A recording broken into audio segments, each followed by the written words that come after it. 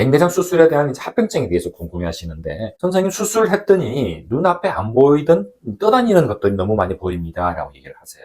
그것은 저희가 네, 오늘은 안과에서 정말 가장 중요하면서도 좀 흔한 주제라고 할 수 있는 백내장에 대해서 같이 알아보는 시간 갖도록 하겠습니다. 아마 백내장이라고 얘기하게 되면은 SNS 상에서도 너무나 많이 공유되어 있고요. 자기 주변에 나이가 좀 많으신 분들 중에 이렇게 백내장 수술 받으셨다고 하는 분들 너무 많으실 거예요. 안과에서 가장 흔한 질환이 백내장이고, 나이가 들면서 누구나 생길 수밖에 없는 퇴행성 질환이기 때문에 그렇습니다. 오늘 백내장에 대한 가장 기본적인 것을 간단하게 설명을 드리고, 여러분들이 궁금하실 내용에 대해서 심도 있게 다뤄보는 시간을 갖도록 할게요. 백내장이라고 하는 것은요, 여러분들 이렇게 사람의 눈을 보시면은 바깥에서부터 물체가 들어올 때 눈 뒤쪽 신경에서 우리가 뭔가를 인지한단 말이에요. 그 과정에서 제일 중요한 역할을 하는 것이 이 안쪽에 있는 수정체라고 하는 이 렌즈입니다, 렌즈. 카메라 렌즈하고 정말 똑같아요. 생긴 것도 비슷하고 기능도 비슷하고요. 이것이 이제 눈 뒤에 외부에서 들어오는 모든 시자극을 초점을 잘 매줘서 보게 해주는 역할을 하는데, 수정체라고 하는 렌즈가 여러 가지 원인 때문에 이렇게 투명성을 잃고 뿌옇게 가리게 되면은 이러한 수정체의 혼탁으로 인해서 뒤쪽에서 우리가 선명한 시력을 볼 수가 없겠죠. 이러한 것들을 저희가 가리켜서 이제 백내장이라고 얘기를 하게 되고요. 저희가 백내장 수술을 한다고 하는 것은 이 혼탁이 온 수정체를 제거를 하고 인공 렌즈를 대신 눈 안에 넣어주는 것이 백내장 수술이 되는 겁니다. 그럼 이러한 백내장은 어떻게 오게 되느냐?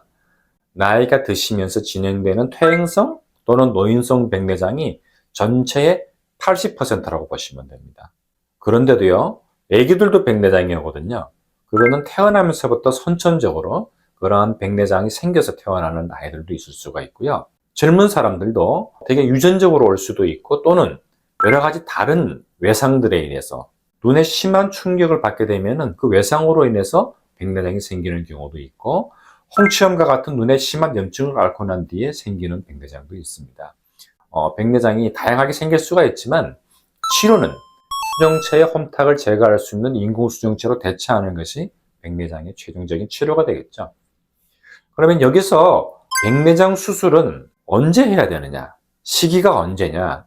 백내장으로 인해서 생기는 혼탁이 사람에 따라 가지고 다 다르게 진행되기는 하지만, 혼탁이 어느 정도 됐을 때는 무조건 수술을 해야 돼, 이런 개념은 없어요. 요즘에는 백내장 수술을 시력 교정 수술의 개념으로까지 생각하는 단계에 이르렀기 때문에 환자분 스스로가 뭔가 다르게 시력의 불편을 느끼는데, 그것이 이제 안경이나 또는 렌즈나 또는 시력 교정 수술로 인해서 교정이 되지 않는 순수하게 수정체의 혼탁으로 인해서 생기는 시력이 불편일 경우에는 누구라도 자기가 수술을 원하시면 수술을 하면 훨씬 더 양호한 시력을 얻을 수가 있어요. 그런데 또 어떤 분들은 백내장도 굉장히 심한데 본인은 시력의 불편을 느끼지 않아서 수술을 미루시는 분들도 있는데, 백내장도 그 정도가 너무 심해지게 되면은 이 자체가 눈에 다른 합병증을 일으키는 경우가 있을 수가 있고요. 가장 대표적인 것은 이제 급성 목내장을 같이 일으킬 수가 있거든요. 그리고 나중에 수술을 하게 될 때에 필요 이상으로 어려운 수술을 하게 되신다는 거예요.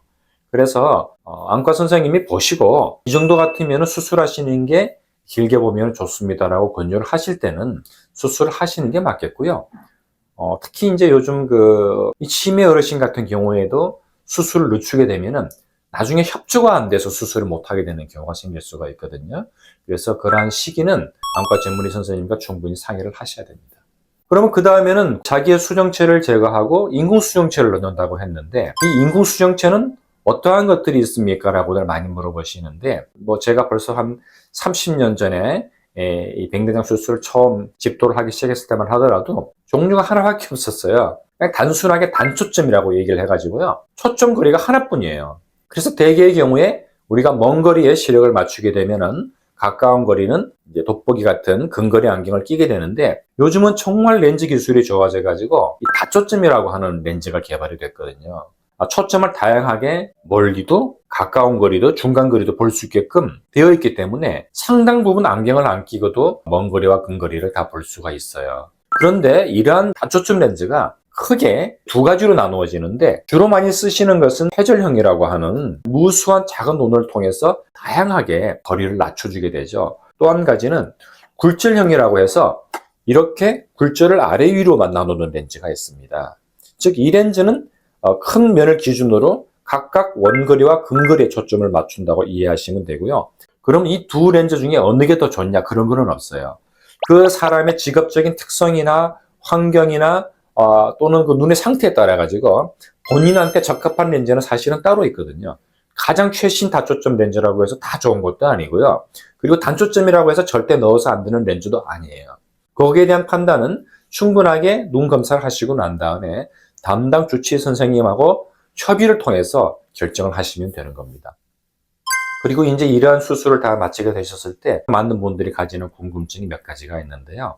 제가 백내장 수술을 해야 되는데 나중에 또 하게 됩니까? 라고 말씀을 하시는데 이 백내장에서 들어가는 인공수정체는 사실 영구적인 거거든요. 그래서 이 렌즈가 눈에 특별히 맞지 않아서 새로 교체하는 시술을 하지 않는 다음에는 영구적으로 쓰실 수가 있어요. 다만 어느 정도 시기가 지났을 때에 렌즈 후면에 약간의 물때처럼 이렇게 끼게 되는 걸 제가 후발 백내장이라고 얘기를 하거든요. 이러한 경우에 그 때를 조금 이렇게 레이저로 제거해주는 후발 백내장 레이저 치료가 있는데 많은 분들이 그것을 백내장 수술을 또 한다라고 오해를 하시는 경우가 있습니다. 백내장 수술은 영구적이다 이해를 하시면 되겠고요. 두 번째로 많이들 궁금해 하시는 부분들이 백내장 수술에 대한 합병증에 대해서 궁금해 하시는데 백내장 수술은 사실은 수술 직후에 한 2주 정도만 잘 관리하셔서 중증의 암내 감염만 없게 되면은 사실은 굉장히 안전하고 큰 후유증이 없는 수술이기 때문에 걱정하지 않으셔도 돼요.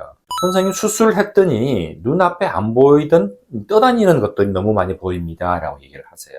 그것은 저희가 비문증이라고 하는데 여러분 이렇게 이해를 하시면 돼요. 깜깜한 커튼에 있을 때는 빛이 들어오지 않으니까 먼지가 안 보이잖아요. 그런데 우리가 커튼을 착 걷으면 햇빛이 들어오면서 환하게 보이면서 먼지가 보여요. 즉 백내장으로 인해서 가려져서 안 보이는 비문증들이 수술 이후에 보이는 거지 그것이 수술로 인해서 생기는 비문증은 아니기 때문에 이러한 비문증은 뭐 누구나 다 생길 수가 있거든요. 정도의 차이가 있지만은 그래서 그것은 백내장과 크게 연관되는 합병증은 아니다 이해를 하시면 되겠습니다. 오늘 그 백내장에 대한 전반적인 원인, 그 다음에 수술, 다양한 렌즈, 자주 가지는 의문까지 저희가 살펴봤는데 정말 30년에 걸쳐서 백내장 수술은 굉장히 수술적으로도 그렇고 수정치 기술의 눈부신 발전이 있었기 때문에 예전에 비해서는 조금 더 마음의 부담을 내려놓고 편하게 수술 결정을 하셔도 만족한 결과를 얻으실 수 있을 것 같습니다. 감사합니다.